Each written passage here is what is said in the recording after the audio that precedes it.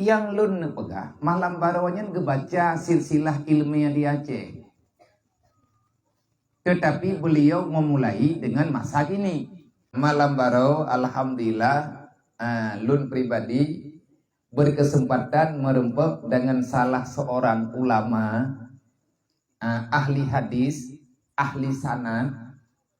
Ada ngabuya, sering di merempek.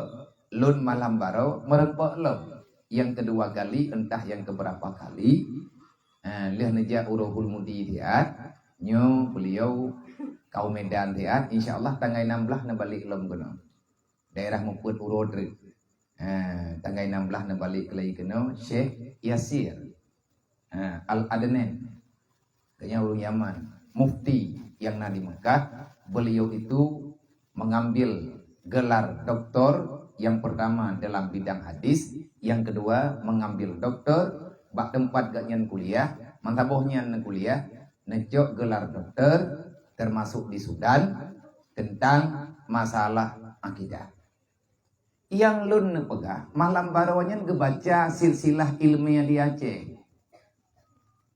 Tetapi beliau memulai dengan masa kini.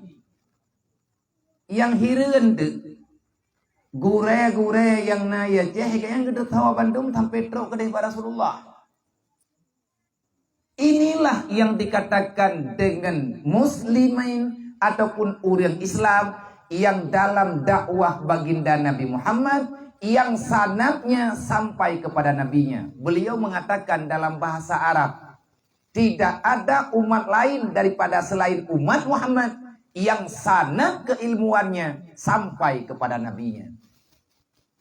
Yahudi hana barang, Nasrani hana pui melempau, dan orang daripada galangan umat Nabi Muhammad yang sudah tercuci akal pikirannya ataupun terkombinasi cara pola pikirnya dengan Yahudi, mereka akan mengikuti jejak Yahudi. Dan Nabi kalian pegang, yattabi'una man min khalfihim shibran fasibri, sedikit demi sedikit, sejengkal demi sejengkal.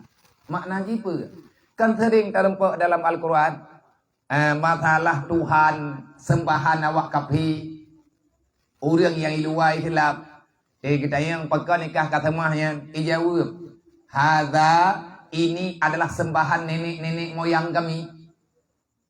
Han logika dia pegah, kadai pegah masalah ni, kadai pegah hindu tu. Bagaimana nak buat kalau ganyo kena bahin tu, balas hantar. Dan uronyo, zaman-zaman orang yang pegah hindu tu gak sedot. Dah hindu tu kah, dah silsilah ke. Maka semuanya tercatat dan tercatat. Ikira lewat yang adanya membahayakan. Akhirnya ada kelompok yang diutuskan, dimusyawaratkan entah berapa gaji mereka. Akhirnya mereka juga ingin menghilangkan jejak keilmuan yang neputren li Rasulullah sampai truk ba indah tu tanyo kono wajeh. Ngan cara le cara. Pegadah kubu tungkunyo, pegadah kubu tungkuji yang berhu iruleh. Pegat bek moho jejak. Sebab arti moho jejak tentu saja tanya bertanya. Nyok yang pak kampung ni le. Pak gak beut je mo.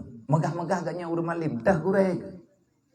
Nyam yang tak peserta truk kedai Nabi. Maka malam baru nyulo leke maa lung kalian happy karena lung hai lo apai. Hai lung apai lagi agaknya napai. Masa tekadi nyo malam nyo tanyo tak buat ino. Nyo yang tak buat yang tak buat malam nyo. Nyompat nak kitab saboh dua, kitab ubit-ubit. Ataupun nak kitab lain yang lebih raya, yang lebih jai. Atau kalau ke ahli ulama-ulama jamun. Nyo atau kitab nyo truk kedai Nabi. Nyo atau kitab kuning nyo truk puhan. Maka malam baru beliau membaca sanad keilmuan yang di daerah Mudi.